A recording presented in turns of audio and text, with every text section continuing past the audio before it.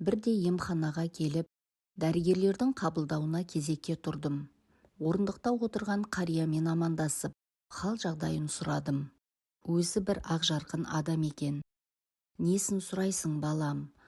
Халімді өзің көріп отырсың. Балдаққа сүйеніп әрең отырмын.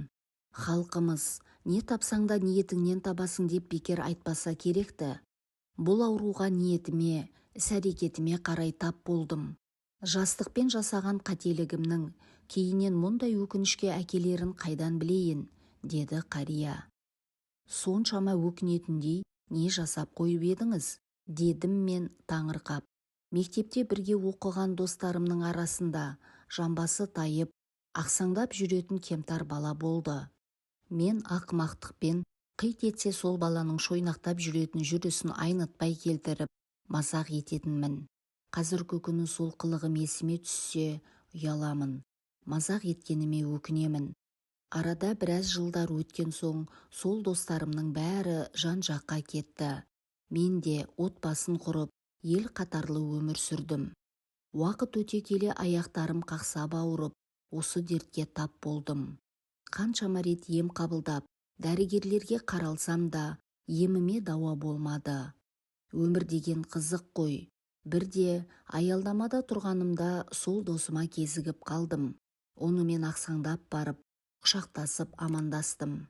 Ол зейнеткерлікке шығып, ақыл тоқтататын кезің келсе де, баяғы өзгені мазақтайтын жаман әрекетіңді қоймағансың ба, деп өзін баяғыдай келеке етіп тұрма деп ойлады.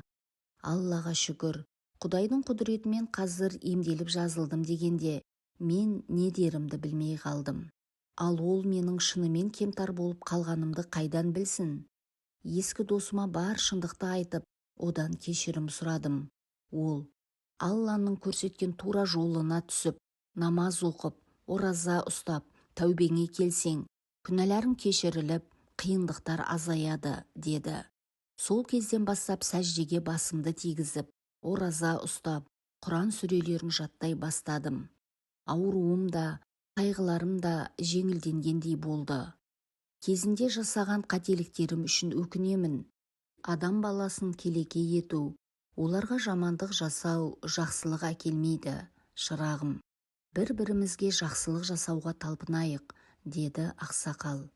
Мен атамның басынан өткен оқиғаларын тыңдай отырып, қазақтың досыңның кемшілігіне күлме, өз басыңа келеді дегені бекерге айтылмаған екен ғой деген ойда қалдым.